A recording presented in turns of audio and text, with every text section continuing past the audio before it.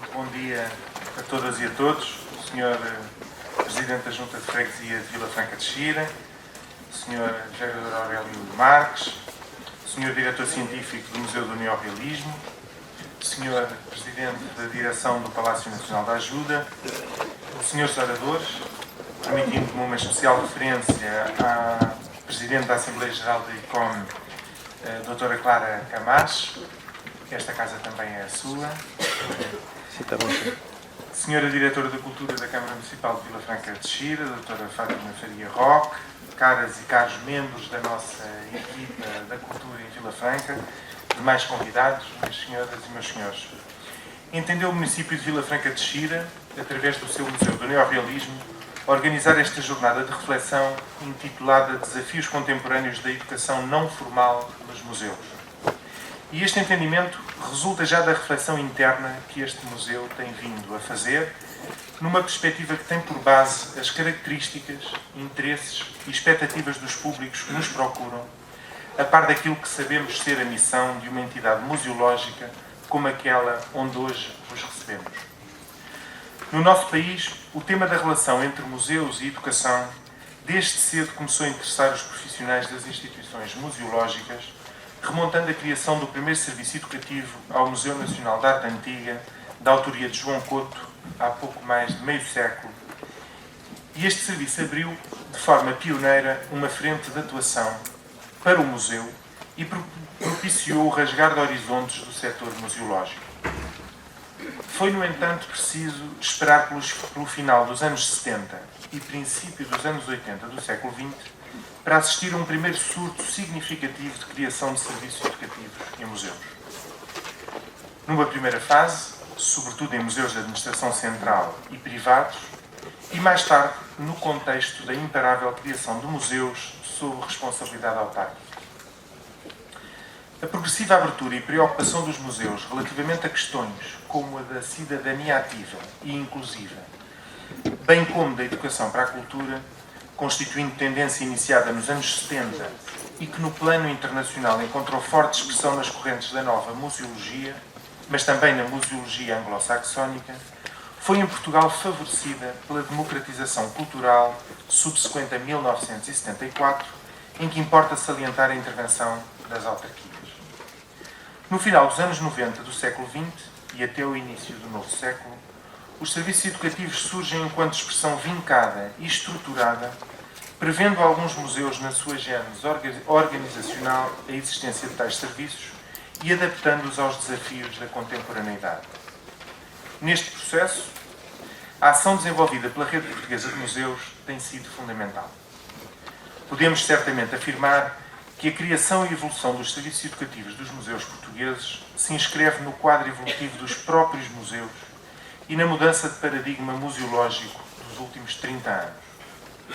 Os museus e as instituições culturais são hoje espaços em que os visitantes experienciam emoções, interagem com as suas coleções e sentem o museu enquanto espaço de conhecimento, mas também de questionamento das heranças culturais, potenciadoras de novos e interdisciplinares olhares sobre o presente. No Museu do Neorrealismo, o programa Museu Ensina tem por missão dar a conhecer o movimento cultural que ficou conhecido como neorrealismo português e o contexto político-cultural que lhe esteve subjacente.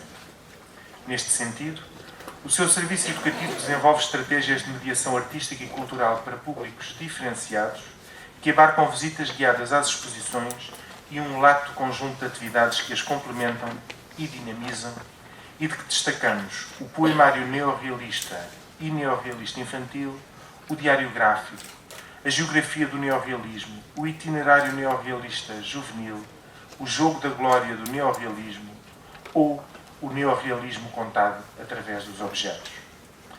Numa perspectiva de educação não formal, procuramos ainda pontos que nos permitam ligar o neorrealismo às temáticas do que designamos por agenda museológica, nomeadamente o Dia Internacional dos Monumentos e Sítios, o Dia Internacional dos Museus e a Noite Europeia dos Museus, bem como as Jornadas Europeias do Património.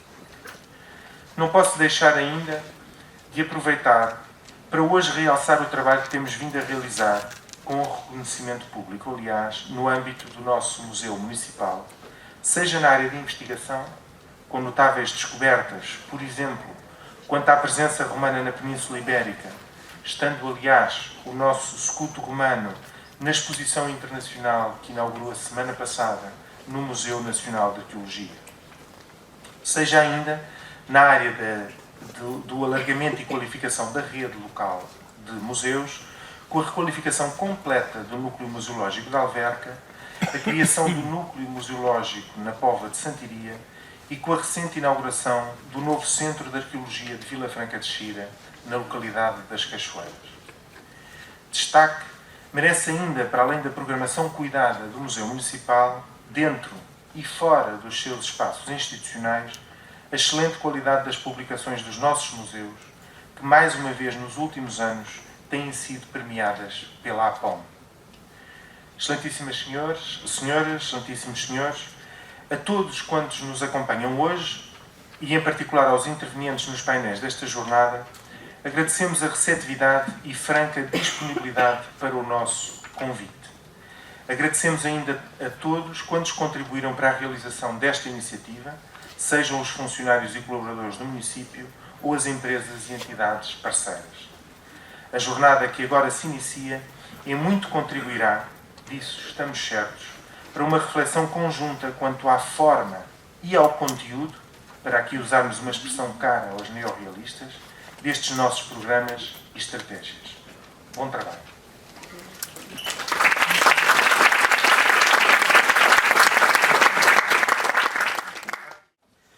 Muito bom dia. Quero começar por saudar o Sr. Vice-Presidente da Câmara Municipal de Vila Franca de Xira, que uma vez mais dá a este museu a honra da sua presença, a doutora Fátima Faria Roque, a doutora Clara Camacho, muito obrigado por este regresso a esta sua casa, e o nosso palestrante, o Dr. José Alberto Ribeiro, diretor do Palácio Nacional da Ajuda, a quem teremos o gosto e o proveito de ouvir daqui a pouco. Quero cumprimentar-vos a todas e a todos, bem-vindos ao Museu do Neorrealismo.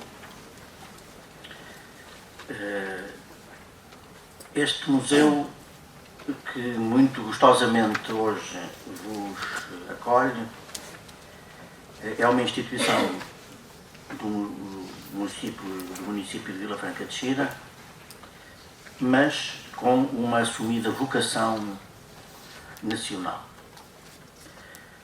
Após um longo período de maturação, foi apresentado ao público em 18 de maio de 1988, privilegiando nessa circunstância uma atividade como centro de documentação. Não deixou, desde essa altura, de se pensar a si próprio, não tanto por razões de narcisismo, mas para melhor corresponder ao que, muito legitimamente, a comunidade científica lhe poderia exigir e dele poderia esperar. Esse trabalho de reflexão sobre si próprio desenvolveu-se, por um lado, internamente, mas também em algumas sessões públicas. De algumas delas ficou inclusivamente um rastro publicado, quer em volume, quer em números especiais de várias revistas afins dos nossos problemas.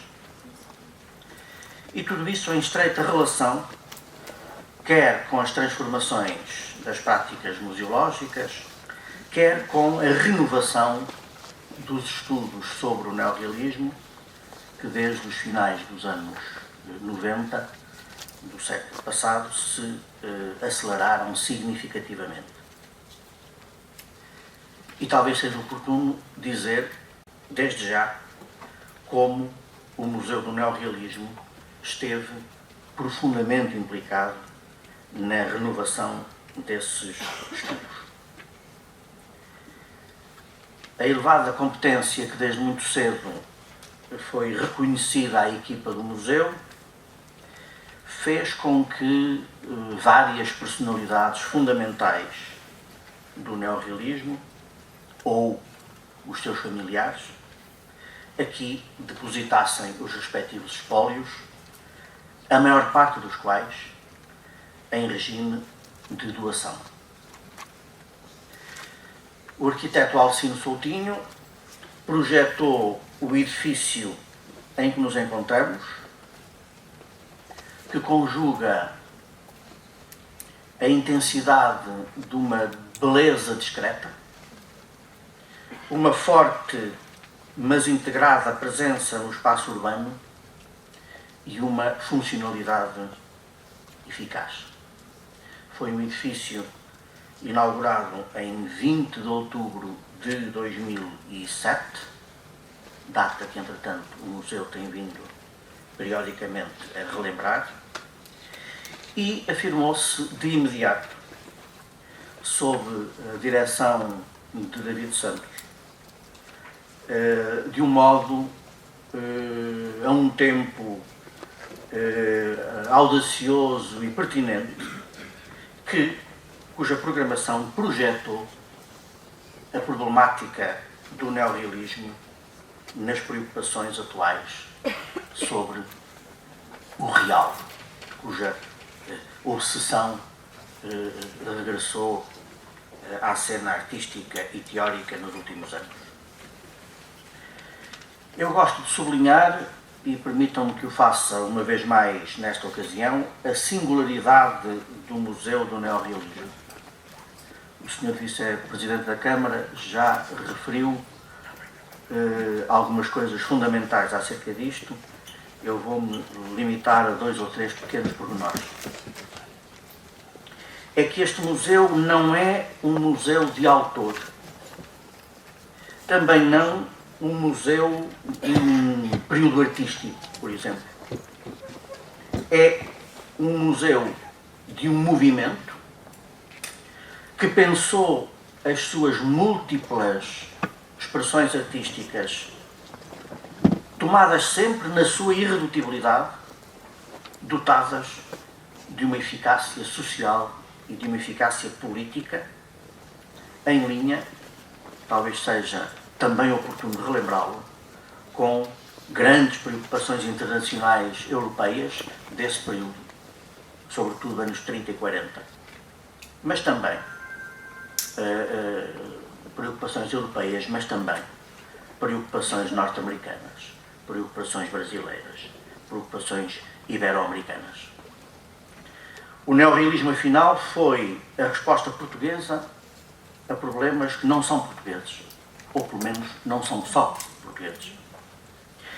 E esta singularidade tornou a coleção do Museu do Neorrealismo muito rica, mas de uma riqueza particularmente complexa.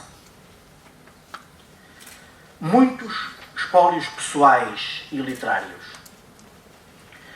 Os espólios pessoais e literários de algumas das figuras-chave, não só desta movimentação, mas também das artes e da literatura do século XX português, aqui estão, interpelando os investigadores de cada vez que eles nos procuram e os procuram para os seus próprios trabalhos.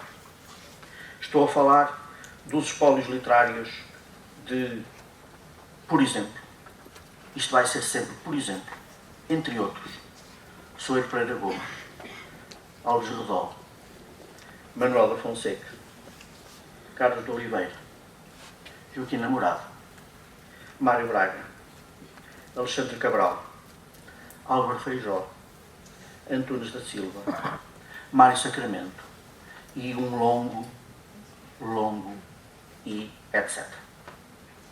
Estes espólios pessoais e literários coexistem com espólios editoriais como os da Biblioteca Cosmos ou os da revista Vértice, entre outros, e com uma importantíssima área de reservas onde encontramos obras plásticas de, entre outros, Júlio Pomar, Manuel Ribeiro de Pavia, Rogério Ribeiro, Querubim Lapa, Cipriano Dourado, Lima de Freitas, Nuno Sampaio. A que mais recentemente vieram juntar-se obras de artistas em plena atividade como Alice Geirinhas, José Maçãs de Carvalho, Miguel Palma, entre outros.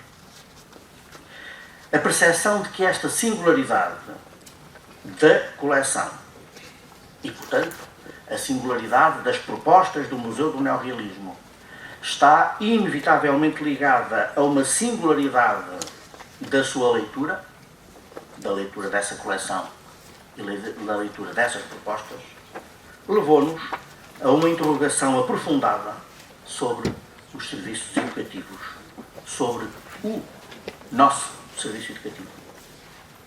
Não tanto sobre a sua importância, que não está em causa, mas, sobretudo, como alinhar as suas iniciativas com esta singularidade. Por outras palavras, o aprofundamento desta singularidade reencontrou e valorizou a importância do serviço educativo enquanto figura cultural central. Primeira questão: porquê manter e valorizar um serviço educativo? É que nós aceitamos como pressupostos da nossa prática 3 ideias básicas. Primeira, os museus, em particular os museus portugueses, indicam para a sua missão objetivos científicos, educativos e lúdicos, e precisam mesmo que eles, os museus, desenvolvem de forma sistemática programas de mediação cultural e atividades educativas que contribuam para o acesso ao património cultural e às manifestações culturais. Aceitamos, em segundo lugar, a ideia de que as coleções, as exposições e os objetos do museu não falam por si, ou, quando falam, dizem a cada um dos que os interpelam coisas diferentes. Talvez seja oportuno lembrar, para a historicidade destas coisas, que já há algum tempo em que se pensou que os objetos falavam por si, mas esse não é o nosso pressuposto hoje.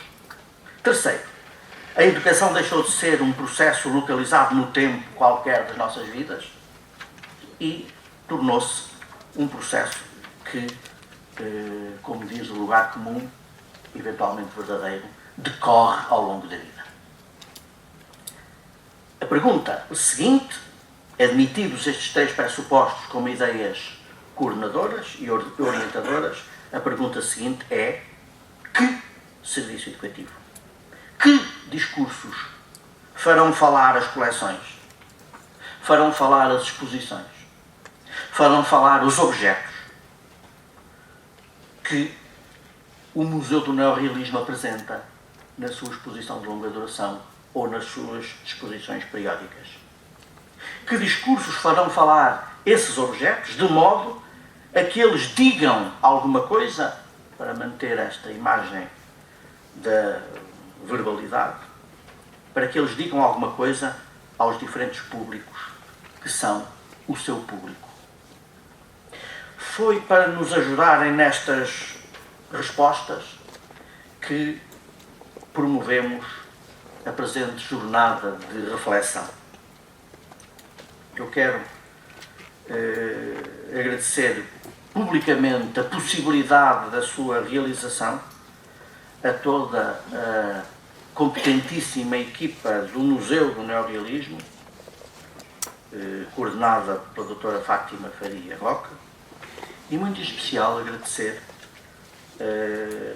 a 2 das colaboradoras, Virgínia Figueiredo e Lídia Agostinho, que pensaram e projetaram em especial esta jornada. Eu estou certo, estamos certos, de que a reflexão em comum de um problema ou de problemas que nos são vitais têm necessariamente consequências positivas para todos os intervenientes. Por isso, junto os meus agradecimentos aos do Sr. Vice-Presidente da Câmara, a todos aqueles que, palestrantes, moderadores de mesa, ou aqueles que quiseram aceitar refletir connosco de um modo menos identificado, mas não menos produtivo, a disponibilidade para estarem connosco durante o dia de hoje. Essa consequência positiva que virá da reflexão em comum de problemas que nos são decisivos, estou certo e desejo que é aquilo que acontecerá. Um bom trabalho a todos e a todas.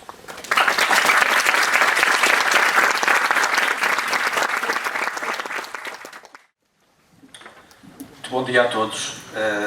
Em primeiro lugar, gostaria de agradecer o convite para estar aqui, julgo que não só como diretor do Palácio Nacional da Ajuda, mas também como presidente do ICOM Portugal, o ICOM, que é a Comissão Nacional Portuguesa do ICOM, International Council of Museums, e vendo aqui um bocadinho o ICOM, como sabem, é a maior organização internacional de comunidade de museus, de comunidade museológica, com a chancela da Unesco.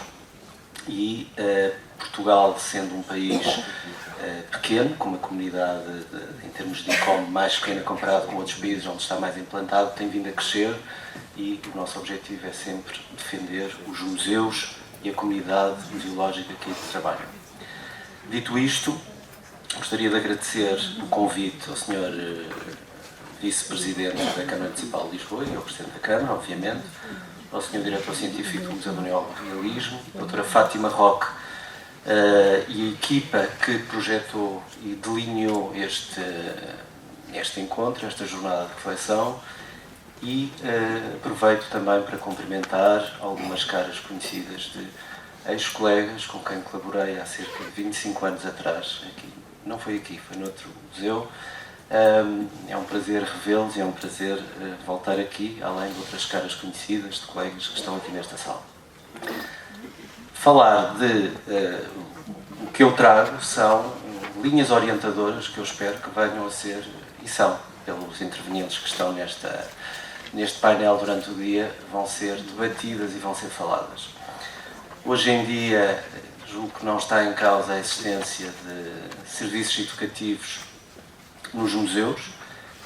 Aliás, nem é sequer disso que vamos estar, ou que vai estar aqui em debate. É sim a relação da educação não formal que os museus proporcionam, algo que cada vez mais os museus e essa articulação com as escolas, cada vez mais tem havido um salto qualitativo muito grande, haverá ainda muita coisa para fazer. Ao nível das experiências que podemos olhar para outros museus nos Estados Unidos ou no Brasil, a educação não formal tem já um papel muito importante em colaboração com as escolas e em colaboração com as comunidades. E, portanto, as linhas que eu vos trago, estas palavras, que são umas palavras de abertura apenas, têm a ver precisamente o que é essa educação formal, a educação não formal, e os desafios que se colocam e que eu espero que fossem debatidos durante o dia.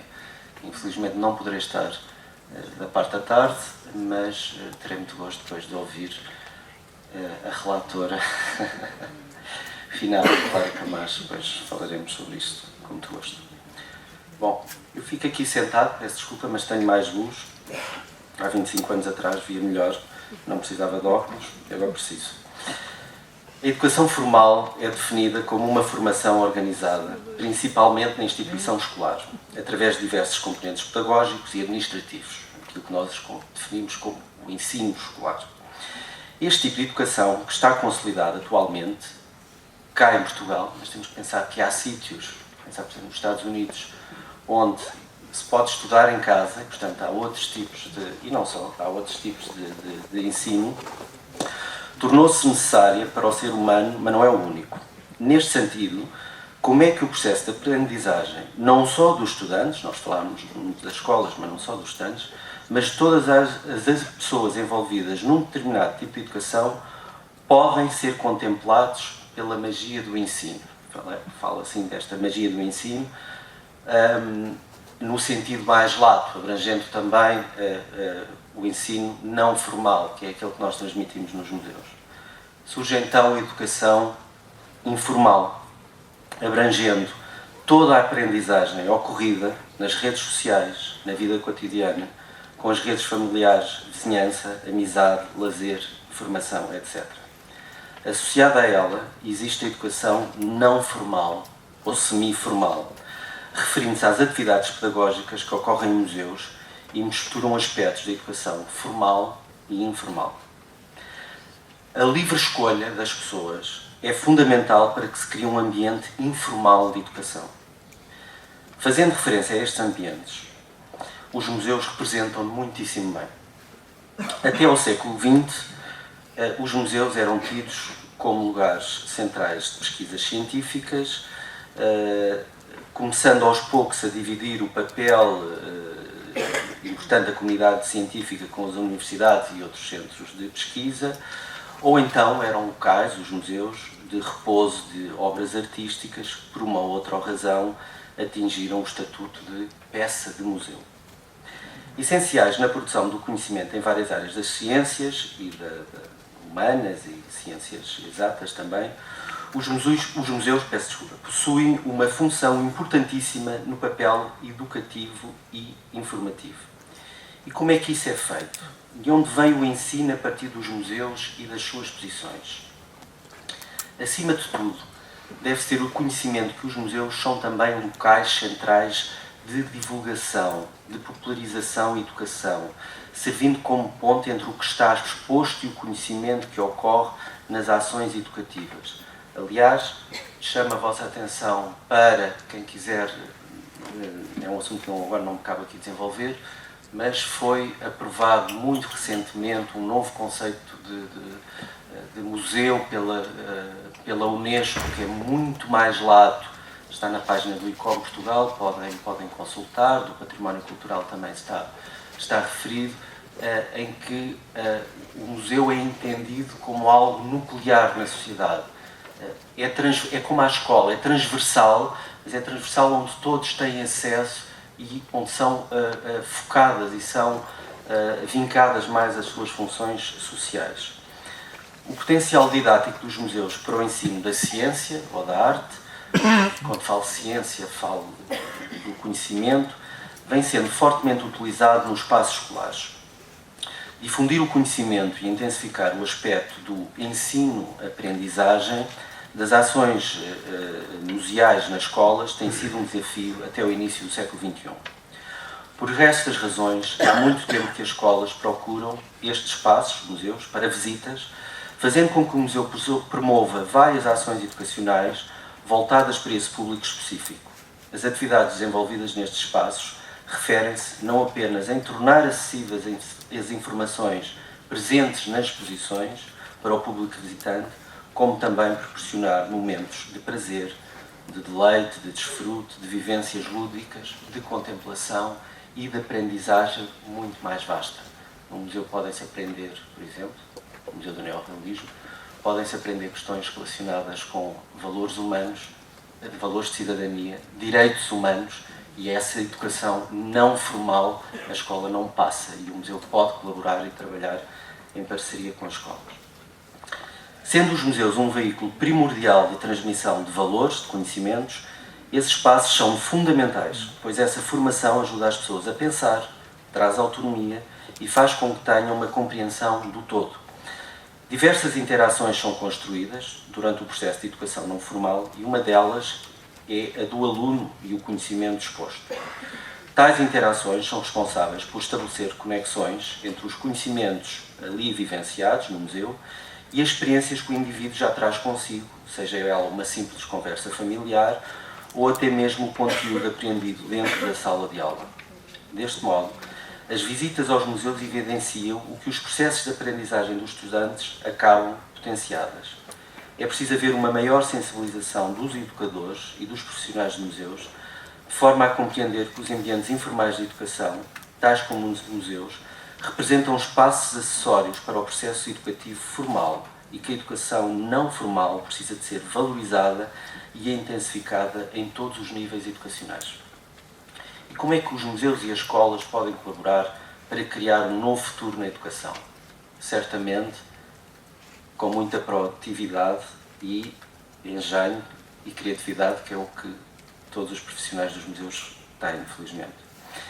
Investir na capacidade de criar parcerias, e essas parcerias podem ser feitas aos mais variados níveis com a comunidade envolvente. Fortalecer o compromisso com as famílias dos alunos. Construir redes de aprendizagens transversais a instituições da comunidade. E maximizar a aprendizagem digital e colaboração tecnológica. Cada vez mais, e quem trabalha em museus sabe que estes modos de comunicação, uns mais elaborados que outros, mas são fundamentais para o sucesso de muitas das aprendizagens que se fazem no museu. Um pequeno exemplo, convidar uma escola a visitar uma exposição e convidá-los a colocar no Instagram a peça que mais gostaram. Convidar uma escola, ou não, eu estou-me a dedicar sobretudo ao ensino e a ligação entre o ensino formal e não formal, ou pedir ao grupo de amigos do Museu do Neorrealismo, não sei se tem, deve ter, não tem, mas... A Associação Promotora, que é sócio. Pronto, muito bem. Que é sócio. Pois, sou sócio. Mas que pedir aos amigos que escolham, por exemplo, a peça ou a obra de escolha, ou às pessoas que frequentaram nos últimos meses o museu, se calhar até de uma forma mais alargada, e alguns nunca tinham vindo, escolher a peça que elegiam e porquê, e colocar isso numa rede social. Portanto, há dentro da aprendizagem digital muito, e há uma educação, há um mundo que é de facto preciso explorar e que vai para além dos constrangimentos habituais e normais e cíclicos de falta de recursos para determinadas aplicações, umas mais caras que outras. Portanto, diria que trabalhando em conjunto, escolas e museus podem criar experiências de aprendizagens impulsionadas pela perspectiva dos estudantes, ajudando assim a criar um melhor futuro para o conhecimento, educação e cultura. Muito obrigado.